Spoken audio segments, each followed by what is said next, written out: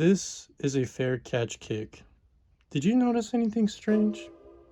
Why are they in a kickoff formation? Why does this field goal not require a snap? You might even ask, what's the point of this specific rule?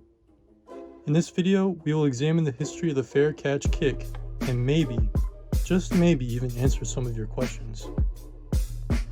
First, before we get into the history of the fair catch kick, let's define what it is and why you would even want to do it. A fair catch kick can occur when a player signals for a fair catch off of a punt or a kickoff. The head coach simply needs to inform the referee of their intentions and send out the kickoff team. When they go out, the defense cannot line up against them on the line of scrimmage, and the ball is not snapped. It's simply laid up so the kicker can kick it straight up.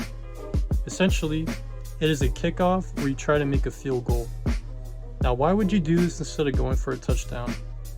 Well, if time is limited in the first half or the fourth quarter, this is a potentially better position than going for a better field goal positioning or a touchdown, because the kicker gets a running start and absolutely no pressure from the defense. First, on this historical journey, we have to look at one of football's ancestors, namely rugby. This is essentially where the rule comes from, and what it was called was a goal from mark. It's mostly been eliminated in a lot of rugby leagues except for Australia, where it continues to remain an important part of the game.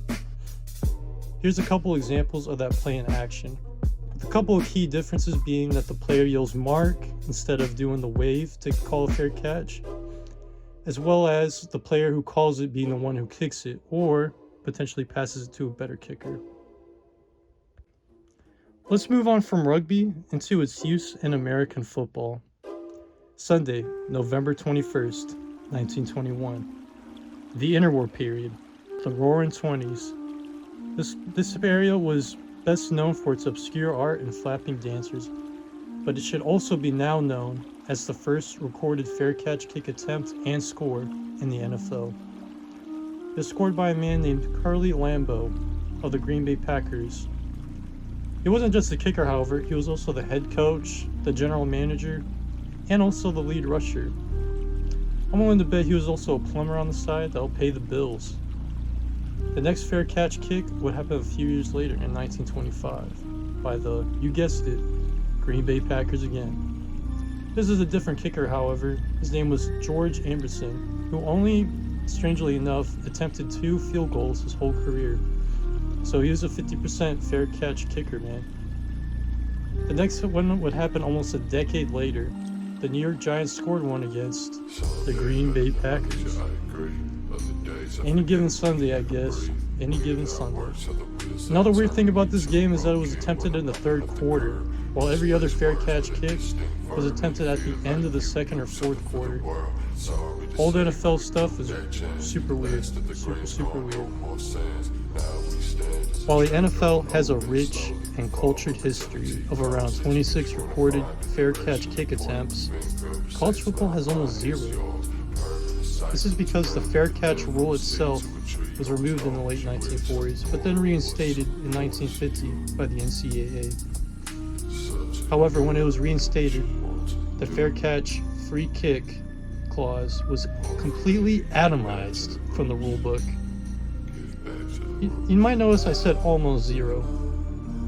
There's a key little blip, let's call it, happening on July 28, 1972. It was an NFL preseason game, but this one was called the College All-Star Game. So technically, a college player by the name of Matt Percival scored a fair catch kick. But it is still technically an NFL preseason game, so we can call it half a fair clause kick. So, but this is what makes me super depressed.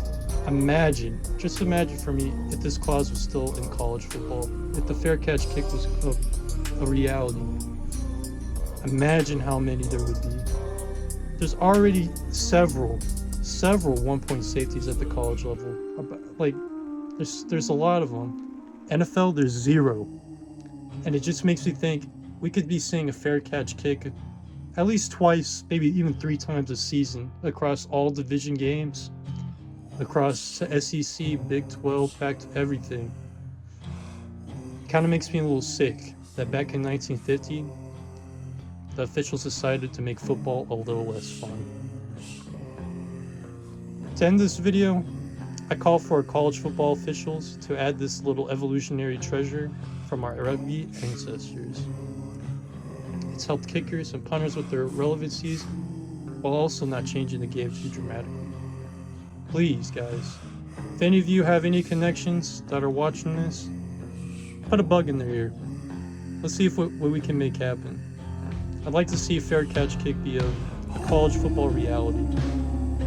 Thank you guys, and we'll see you guys next time. Make sure to join the 1-point safety movement, and let's get a 1-point safety happening in the NFL as well. See you guys. Thanks for the support.